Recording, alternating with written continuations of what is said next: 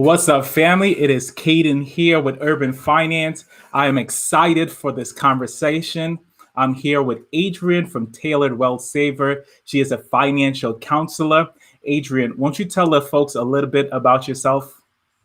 Yes, thanks, Fred, for the opportunity to join. My name is Adrienne. What we do for my clients, basically, I help my clients figure out their wealth goals, for especially for clients who are first generation wealth earners or first generation high income earners, don't necessarily know what to do with their money. They want to enjoy life, but they're living paycheck to paycheck. We kind of figure out that narrative, change it, make sure their credit score is high, make sure they're investing, and making sure, most importantly, that they are enjoying their life. Awesome, awesome. I think this is a really good time to have the conversation that we're going to have today. We're primarily going to focus on bad financial advice that people typically give. And so, one of the reasons, and I think is especially good to focus on this around the Christmas time as well. Merry Christmas or Merry Early Christmas to anyone out there. Because people tend to do a lot of spending in this season, and they also tend to get a lot of bad financial advice. I know even on my Instagram earlier today, my brother Sean, I'll put him out there, posted something. He said, when I posted about this, and I'll read his comment directly, he said, "You can't take money to the afterlife with you. LOL, you only live once." And that's a lot of people mentality about money, is that you might as well blow it now because you can't take it to your grave. And so, Adrienne, what are some, I guess, first, what are your thoughts on my brother's financial advice? Oh gosh, I'm about to get into some family feud.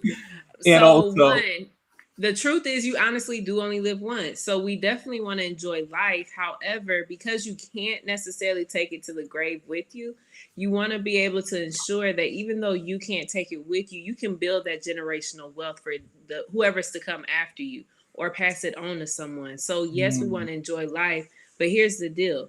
What if you spent all of your 20s, 30s, and 40s enjoying your life? Like, hey, I can die any day, but now you live to 100. Now what are you mm, going to do for those years in between if you haven't saved or mm. invested a little bit, a little aspect of it? So I think that's something that's really important that we focus on. Yes, you only get to live once, but put either your loved ones at an advantage, which I see all the time. So when I was in college, I had like classmates who had everything paid for them Mm, because it wasn't from their money. It was that old money that we talk about being passed down. We mm. necessarily as a culture don't have that because one, we want to live once, but two, we've had so much bad financial advice. Sometimes people don't know where to start. So yes, enjoy your life, but also think about tomorrow. Like, what if there's 100 years or 50 years later of tomorrows? Are you prepared for that? Yeah, no, it was really interesting to me. And I thought it was like, at first I was like, are you trying to give me material for this show? I'm not sure what you're trying to That's do here. exactly what it was. But knowing him, he's probably being genuine about how he feels about money. And a lot of other people feel that way. And I think historically a lot of people have, honestly, a lot of bad financial habits based on bad financial advice that they may have been given. And so, what are some other, I guess, bad financial advice that you've heard of or that people may have been given? So ironically, there was a tweet. It was either a tweet or a post made that you don't. And as soon as I say this, everybody's gonna know who I'm talking about. But there was a post made basically like, "Hey, you don't need credit cards. Credit cards are bad." First Mm, off, credit cards are not the worst thing in the world. However, it depends on how they're utilized. If you're utilizing the card, paying it off in full every month, I just made a post about this. Why not use those rewards to pay for your Christmas? And now you're not coming out of pocket for Christmas. So I think mm. that's one of the, it's not the worst financial advice I've heard, but that's really bad financial advice. Yes, credit cards are bad if you're living in debt, but if you're not and you're paying it off, why not use that to your advantage? Yeah, no, that's a really good point. And just in transparency, we do use credit cards in my family. We primarily use it for large expenses, like vacations and other large expenses. Let's say we're Yeah. buying furniture and things like that. And one of the reasons that we do that is for the points. Is like, if I'm going to spend $1,000 and have the money in sitting in my bank to pay it off, Exactly. while not make a few dollars on that. Along that line, I guess, what are your thoughts on, and this may be the same person. I'm not sure who you're talking about. What are your thoughts on the advice that people say you do not need credit? Because some people advise that you don't need credit. We're And so, talking what about are the your same thoughts on person. We are definitely talking about the same person. So here's my thing with credit. And yes, you can go through a manual underwriting. If you don't have credit, that? you can go through something called a manual underwriting to get a home, which is what is said to do because you don't need credit. However, unless you were born into a lot of wealth or unless you've saved up, yeah, I know I'm here in Houston, if you can't tell from my accent. But homes here are going for like 300,000 plus. So unless you've saved up $300,000 plus, you're gonna have to get a mortgage. And so if you need a mortgage, why not have a high credit score that you've earned by not paying interest? So I just don't see the relevance of not having a credit score. Like if you don't need it, that's one thing. But my thing is like have a high credit score. And I tell people this all the time. They're like, hey, I'm not interested in buying a home. Cool. If you drive a vehicle in the United States, you are supposed to have insurance, at least liability coverage. No matter if your vehicle is paid off or not, you're supposed to have liability. So this is what I tell people: the cost that you pay for your car insurance, a portion of that, it's a small percentage, but a portion of that is based upon your credit score. So you might not have a high credit score just so you can pay less in automobile insurance. So for Wow. that reason alone, I'm like, hey, if you drive a car, unless you live like New York or something, you might not have one. But if you drive a car, don't you want to save money in your car insurance? So Well, why not take the little bit that you can and save that because you have a high credit score? wow, I didn't actually know that a percentage of your what you may pay, even if it's a small percentage in car Your insurance, premium. is Yeah. based on your credit score as well. And I'm someone that also owns their car outright and only have liability because this is a pretty old car on my Mm-hmm. car. And so, it's just good to get into that mentality. I also often say that, and I love what you say about the amount of wealth that you have or your family have. Like if you're coming from a lot of money and can buy a house in an area where Boston, where homes cost three, four, $500,000, then that's one thing. But if you're coming from a certain background that don't have that legacy wealth, then you need every advantage that you possibly can get, and a high credit score is one of those advantages. And so sometimes I wonder if when people give those advice, they really don't understand the implication it may have from people who are from different varied backgrounds. And that's one of the problems I do have with cookie cutter advice. It doesn't take into account what that particular person background or set of experience may be. Exactly. So that's actually part of the reason behind the name. So Rev and I, we were just, well, I guess this conversation with us, but for whoever is watching, we were just having a conversation like how the name Tailored Wealth Saver came about.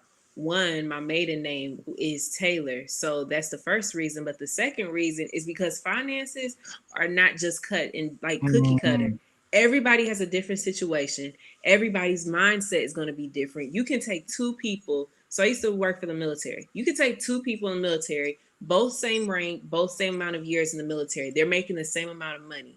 However, I guarantee you they have two different dynamics with their finances going on because they're not the same people. So for that reason alone, I'm just like, hey, everybody's situation is different. Credit cards are not for everybody, but for most people, if you have the responsibility, they are going to work in your favor.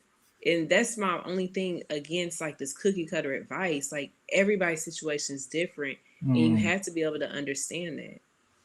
Awesome. Thank you. What's up, Thunder? I see you in the comment section. And I know I saw Vern's junk closet in the comment section earlier. So what's up, Vern? If you're watching this live, let us know. Say what's up in the comment section. As I always say for that YouTube algorithm, go ahead and smash the like button. And, I'm just having a conversation with Adrienne today. And I'm excited about this conversation about around this time because people really do get really bad financial advice. And I think sometimes that comes in the form of cookie cutter advice. And so I guess any other particular bad financial advice or even cookie cutter advice that could really harm someone that you'd like the folks to know about. So I think around the holidays, and we're talking about a whole different, like, I'm not even talking about the person I was just mentioning, But around the holidays, especially, like we are so focused, we want to get that perfect gift for our loved ones and things of that Mm, sort. We don't necessarily think about, if I place this on a credit card and I can't pay this off, the interest I'm going to pay for it. mm, Or I'll get a program where the payments are split up over the course of 2 or 3 years. In 2 years, do you still really want to be paying for this gift that you gave someone two mm, years ago? And mm, then also when we think about gift giving, I was making a post on Instagram. Actually, I've already posted it, but it was actually about like, hey, let's think about building wealth. So if you have a spouse, why not give them a Roth IRA if your income mm, allows you to be eligible for it? Or why don't you open a brokerage account for someone? Or instead of buying those Nikes, why don't you buy them a share of Nike stock and let them know, like, hey, over time, this is going to appreciate. Meanwhile, those shoes, you wear them once or twice, you might be done with them. So I think that's just things that we should focus on as well. And I'm not saying don't buy the Nikes. Like, go ahead, buy your Nikes, but also buy a mhm. share of stock of Nike stock to give someone. That's going to be a gift that's going to keep on giving time after time. Awesome, awesome. No, I really love that. I do think, and this advice is for anyone, but I like to talk from my perspective a lot, and that's the Yeah. perspective of a black man. And so for our community, a lot of times I feel like people have these historic views on finances that don't necessarily benefit us as a community and that hold us back. And I remember even for my wedding, right? And one of the things that I wanted to do for my wedding, and I'm someone that, if you know me, I don't like really buying things. Like, spending money on things is not my forte. And so one of the things that I wanted to do was ask for cash.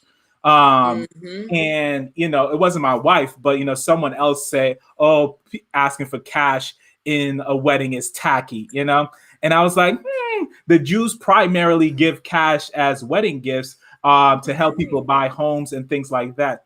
And it's like we don't think in a nature to that allows us to build wealth.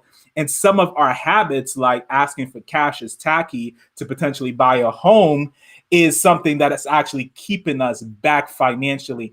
And so I guess, where do you feel like these financial advice around asking for money? Because I think another thing that I've heard is giving money for like even a birthday gift, maybe tacky or something. And I feel like someone can use that to pay off their credit card debt. But I guess, where's this idea of giving money being tacky? Have you heard of that? What Yeah. do you thought of that as advice in general? Yeah, so I've definitely heard about it.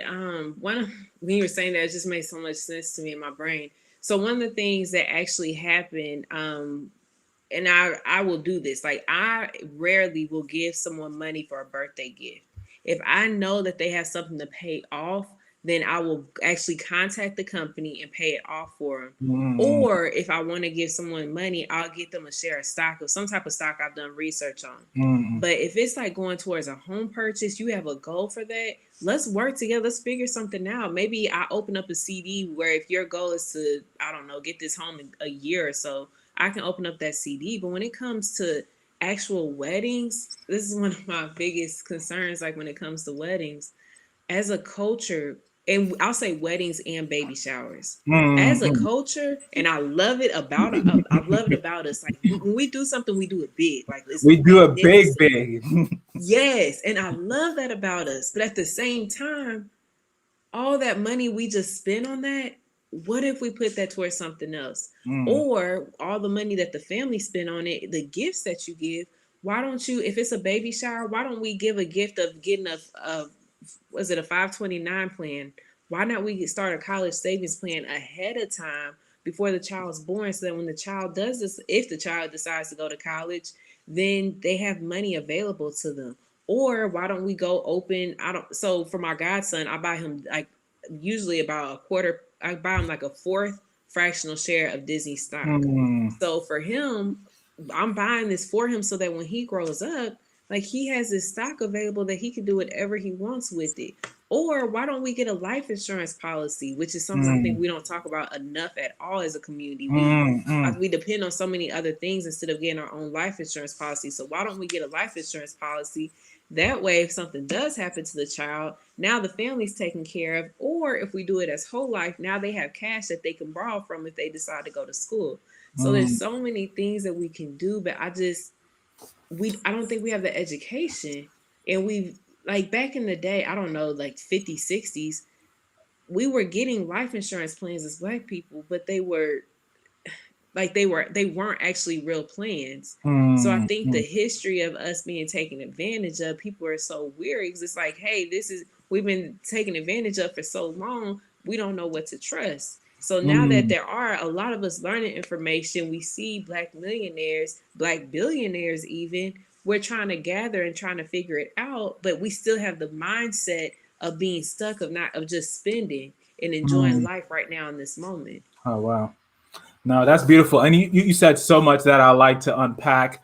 And so hopefully I can remember all of them. But one of the things that you mentioned, the life insurance last, I actually went to get my life insurance license maybe last year. And I Oh wanted my wow. license to sell life insurance, not because I necessarily wanted to be a life insurance agent, is that just because into speaking with people, I felt like a lot of people were screwed over on the policies that they got. And I really Yes. wanted to understand how life insurance worked, and at least worked with a company for a little while to kind of understand the game and understand why some people may get a good life insurance policy and other people may not be.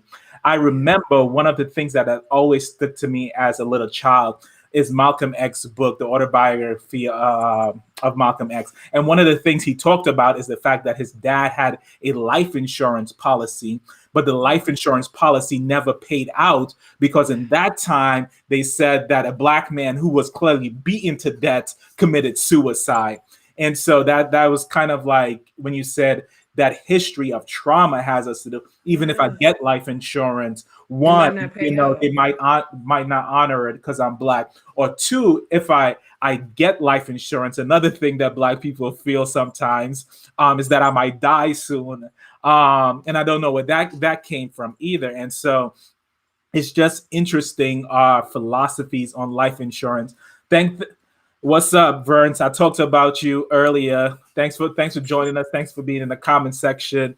As always, love you guys. If you guys have any questions, certainly let us know. I do want to ask Thunder's question. Thunder asks, "How do you feel about giving gifts like silver coins and small bars?" I don't know if you have any thoughts on that.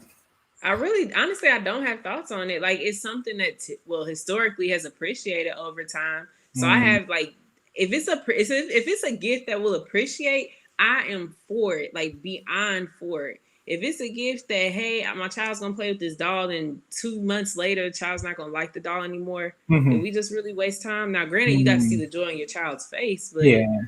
we just kind of wasted some time and money. My son has so much toys that he does not play with at all. And Vern said, a lot of young people over 26 should get life insurance because they are not Yeah. on their parents' insurance from work. And I'll say young people should get life insurance in general because it's cheap when you're young. It's like Yeah. pennies on the dollar. And that is primarily because even if you get a 30-year policy, and let's say that ends at 58, they're not expecting you to die. And so they're not expecting to pay out. And so you have a very cheap policy that pays out a lot of money. And so if you do pass away, your family will be set for life. And so I really, really believe in young people getting life insurance policies. And when I say young, I mean in 20s. But I have life insurance on my baby as well. And I don't anticipate him dying, but I think life insurance is a great tool as well. What are your thoughts? And I know you mentioned whole life. I guess what are your general feelings towards whole life So insurance? I'm a fan of both term and whole life, but with the right company. Mm, So my policies that I have, well, one of my policies I have, the whole life policy, is through a company called Navy Mutual, which actually, and I'm not trying to advertise for them or anything of that sort, but Navy Mutual is a not-for-profit life insurance company that provides policies for service members, basically for anybody in the mm, military and their dependents. They'll provide policies for them. So I have whole life through them. Number one, because they're a not-for-profit company, their rates are the lowest that I could find. So before I got my policy, I actually compared rates. A policy, number one, should be free of charge. You should never be paying. I'm sorry. to get a quote should be completely free of charge. You should never pay to get a quote.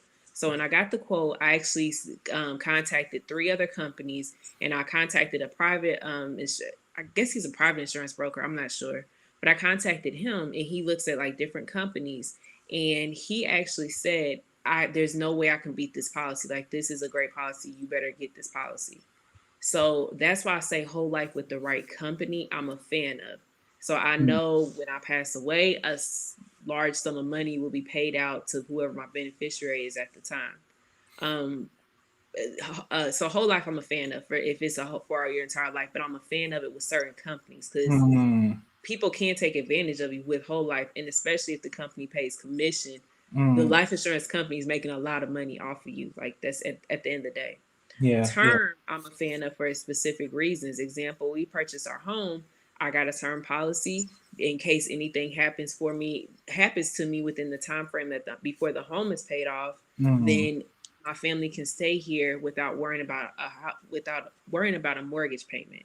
So I'm a fan of term for certain reasons, and I'm also a fan of buy term and invest the difference between term and whole life. But I'm a fan of it if you actually stick to investing the difference of the whole life. So if you don't, then whole life might be a good option for you. But I'm a fan of both. I think both serve different purposes. Whenever I'm blessed to have a child, or whenever my family's blessed to have a child, then we're going to get a policy on our child when the child turns 1, because that's the lowest rate that it'll ever be for that child. And when you say policy, are you talking about term life or whole life policy? Probably whole life. So if Interesting. I can go with Navy Mutual again, we're going to do whole life. But if not, then we might do a term. Again, I'm a fan of term for certain times. It's just, if we can get this policy at this great rate, we're going to get it. But if not, then yeah, we'll look at term. But that child will have life insurance when the child turns 1.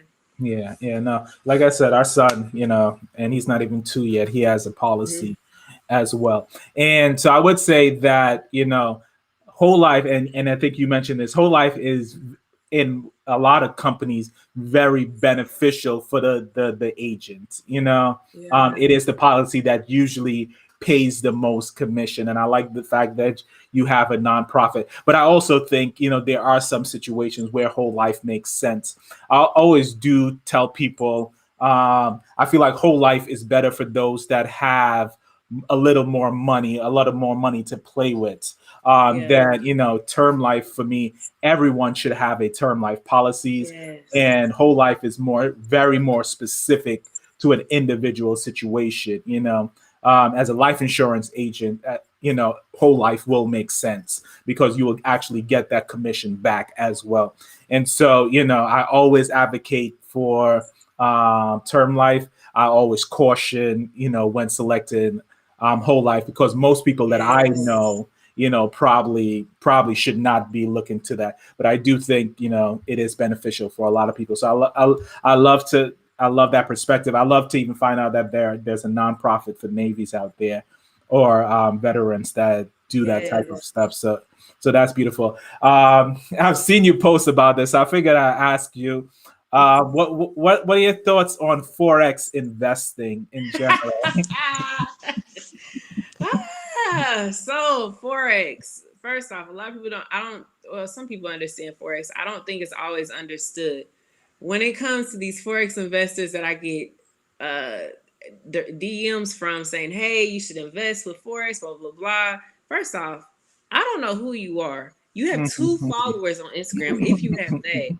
And you're telling me to invest with you, and you have no record of any type of information. So here's my thing with Forex. Forex is basically it's literally foreign exchange. So you have to be really dedicated to keeping up with the exchange rates. And me personally, I do not want to have the time to do that. I like the passive investing, following the S&P 500 index. That's like my favorite mutual fund to follow, S&P 500. So I like passive stuff. I do not want to sit around on a computer looking at the exchange rates going up and down and trading. So that's not my forte. For some people, that's their forte. They make a lot of money with it. Congratulations. That's just not for me. I understand my lane. That's not my lane. I don't ever want it to be my lane. And I'm not going to pay someone to invest in something that I don't understand. And you only have 2 followers.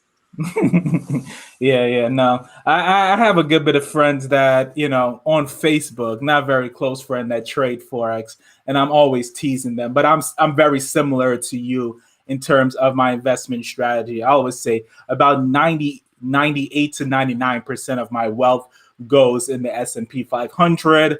A portion of it I'm now investing in QQQ, but a very, very low, more of my gambling money. I spend, not that I gamble, I don't gamble, but I I understand. look at investing in individual stocks as gambling, and a small percentage of that money goes into individual stocks, and hoping to hit it big on some companies that I believe will do well in the future.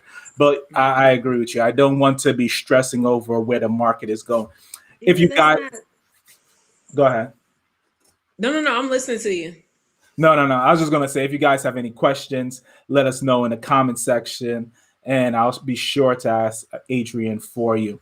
And I guess are there any common financial mistakes that people typically make that you can mention, or even people that you may have even counseling apart, like typical financial mistakes that people make? So I might ruffle some feathers with this one, but I talk about this on my page too. Credit repair. I think for Mm, most people, for most companies that do credit repair, I say the majority of them, that they're doing a disadvantage for people. Number mm, one, they're not teaching people because I mean it's not their job. They're there for convenience. They're mm, not teaching people like, hey, what's the mindset you need to have in order to not get back in the same situation again? Which is what I love about financial counseling. We work through the hard stuff. I'm mm, not just looking at your credit report say, hey, you need to do this, get it taken care of. No. Because if we don't change that mindset, just like with anything in life, unless that mindset changes, nothing is going to change and nothing's going to, like, you're not going to have sustainable results. So until the mindset changes, we're just going to be throwing numbers up for no reason. Yes, your credit will be fixed, but you might be right back in that same situation again. Actually, I was talking to someone yesterday, and we were talking about financial goals, and they were saying in order to get what you want, you need to think like a person that has what you want. And so mm, we were actually talking about like income levels. So we were talking about like, hey, we have some income goals. We were talking about that, and they're like, well, you need to think like that person who has the income of X, Y, Z. I say the same thing about your finances, like taking it personal level, if it's your credit or if it's investing. You need to think like the person that has the high credit score, or you need to think like the person who is investing money. Unless you're thinking like that, like if you're still thinking like a consumer, I want to get what I can for today so I can enjoy my life, take this trip, I'm not worried about anything else, then you're going to be right back in the same situation. So I think credit repair does a disadvantage because it doesn't help people change their mindset. And there's a lot of mm, illegal practices about credit repair. I had a client that actually had went through a credit repair company and they were paying upfront fees. Credit repair, you're not supposed to pay any upfront fees. Like that's an actual loss, the Credit Repair Organizations Act. Like you're not supposed to do that, but mm. they take advantage of people and people don't know the law that they're helping. So they just get taken advantage of. Yeah, no, I see a lot, and I know people. You see it all the time on social media. I even say some of them are friends that participates in credit repair companies, and I've always said I have nothing wrong with multi-level marketing. I don't see that as in a general sense as a bad stuff. There are certainly some scams out there, but I am always, always cautious before even thinking about getting into anything related to multi-level Yeah. marketing. And I think for me, a lot of the credit repairs companies fall into that brand. And a lot of them, I think the reason why some of them are able to collect upfront fees is because they charge you for other things that you may never use, other aspects of, whatever program that you're signing up for.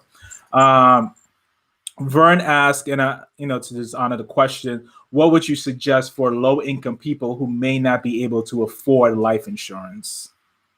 I would say one, look at your employer. Oftentimes, most employers will offer term life insurance as long as you're working with that company. They'll offer it for you. But if not, I say let's go to your spending plan and try to find the money. And if we can't find it there, let's figure out a way to increase the money so that we can at least look at term. Term is fairly inexpensive. Like the younger you are, obviously it's going to cost less because you're betting against the life insurance company. What you were saying, Rev, like when that person's gonna, when you're gonna die. In Mm. essence, and I apologize, I'm a little morbid about it, but I think one, we need to figure out, is there money available in your monthly spending plan or budget? If not, how can we increase your income to be able to afford it? Even if you have a policy that's only $50,000, that's enough to at least get you in the ground and hopefully help your family out for a little bit of time. So I think it's term insurance at minimum should be for everyone regardless of income level. Like it's that should be I feel like it should be mandatory. Like we had at Mm. one point that healthcare was mandatory. I think term life insurance, some form of life insurance should be mandatory because it's a burden that you're putting on your loved ones. Yeah. And life insurance does not have to be extremely expensive. And I think that's when it comes to customizing your package. It if you get a life insurance package that may be $10,000, $20,000, even if you're up there in age, that usually doesn't have to cost that much. But Yeah. I really believe in getting someone you trust to do your life insurance because some people have annual, renewable life insurance that may start at $50 when they are 30, but then by the time that they are 60, they're paying about $600, and it's not even a whole life policy where some of it is being stored away from you. And so, unfortunately, I do think you can get screwed over in life insurance in the life insurance game because some people get to the point where they actually can't afford these annual renewable rates on their now, let's say, retired salary or the retired income and things of that nature. And so I would say do your due diligence, make sure you really trust the person that is selling you Yes. that life insurance, because even though some people say and I'm forgetting the word, but pretty much the thing that says they're in it for you, fiduciary They're in it for the responsibility. paycheck. A lot sometimes people are in it for the check.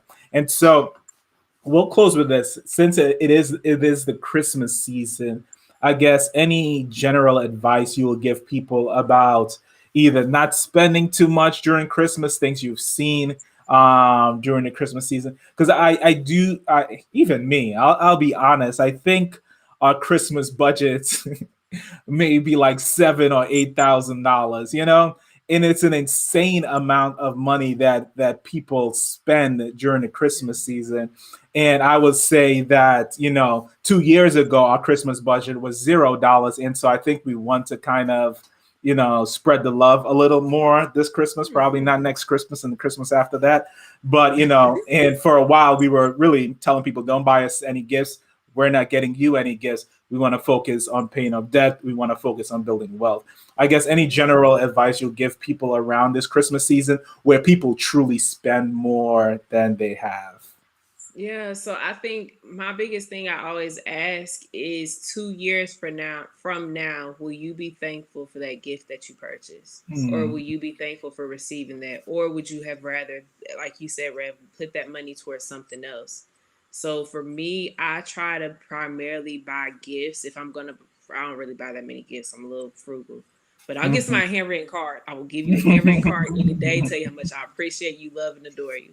But if I am going to buy you a gift, that gift is going to be an asset. So either it's going to help your business, it's going to help you build wealth, or somehow it's going to give you more money in return, or it's going to help you enjoy life. So I say enjoy life. If your hobby is okay, so I've been getting into cycling recently, really weird, but I got into cycling. So if my hobby is cycling, me purchasing or somebody else's hobby is cycling, purchasing a pair of shoes for them to cycle in, that's going to help them get more enjoyment out of life, which to me is an asset because that's helping your mental stability. Mm. So that to me, if it's going to help either improve your life, make you wealthy, or help your business to grow, those are the only type of gifts that I'll try to give. Awesome. I love that. And I think those are the type of gifts that I would personally appreciate as well. Yeah. Um, And if you have oh, go ahead, Rev. no, you can go. I was just gonna say, if someone, and I made this a post 2 days ago, but if you have a family member that gets upset that you didn't give them the Christmas gift that they wanted, or that they can't respect that you were on a limit that you wanted to spend, if they can't respect that and they would rather see you go into debt Mm, in order to get them a gift for Christmas, mm, I say at that point, that's where you have to evaluate that relationship. Like, mm, mm, nobody should make you feel bad that you were not able to get them something. A mm, handwritten card is a gift, and mm, just about anybody can make a handwritten card. If you have some paper and a pen or a marker, you can make that. But if someone gets mad that you won't go into debt to get them a gift, and they can't respect that, you mm. got to draw some boundaries. Yeah, no. And we all know that there are family members, there are friends that will get upset, when you have to lay it for that. Like I said, when we were paying off debt, we were very strict about it. And there are people that did not necessarily like the fact that, we upfront say, don't get us any gift and we're not getting you any gift. Please don't, because even when someone do something and they're doing it to be nice, sometimes they still feel a way when you don't reciprocate. And so for us, Mm-hmm. we let our family know well in advance that these next two Christmas, that's the gift that you guys can get us. Just let us focus Communication is on key. doing what we have to do. And so I'm gonna wrap things up. So, how can people support you? I know Vern's Junk Closet asked, for your information for your page and things like that. So, how people can support you? Where can they find you? So I am primarily on Instagram. The name is kind of, I think it's shown on the screen, but the name is Tailored Wealth Saver. Tailored like a seamstress, and just because we try to tailor plans for our clients, but it's Tailored Wealth Saver on Instagram. We are on YouTube at Tailored Wealth Saver, and we have a podcast. Me and my business partner, we have a podcast that's called the Wealth Saver Podcast. It's fairly new, so if you could support that, I would greatly appreciate it. But if you do follow the page on Instagram, I'll be releasing a planner actually soon. And so that will actually, we're talking about Christmas, there will be a spending plan in July. So you can think Mm, far in advance if you want to get gifts from July to December, and you can mhm. actually start planning out for that. Yeah, no, that's actually a good idea. I think for a lot of people, they need to, and we did the same thing. We started our Christmas saving very early on in the year Mm-hmm. because Christmas is coming, and if you have a big family and you plan to spend a certain amount, you can allocate that amount very early on the year. So I Yes. love that idea of starting saving, and even some companies have saving plans where they allow you to save towards Christmas. Interestingly enough, so. Adrienne, thank you so much for taking the Thank time you, to join Rev. us for this conversation. I want to thank everyone in the comment section that I see: Thunder, Nancy, Vern, everyone that has joined us live. We greatly appreciate you guys. And I'll have Adrienne has the last word. Any I'll last just things you thank want to share with you. people? No, I just want to say thank you, Rev, for the opportunity, and happy. I'll say Merry Christmas. I know this whole happy holiday thing is politically correct, but Merry Christmas, everybody. And if you I wish you the best and enjoy life. Like, be smart with your money, but also enjoy your life. Awesome. Enjoy your Christmas.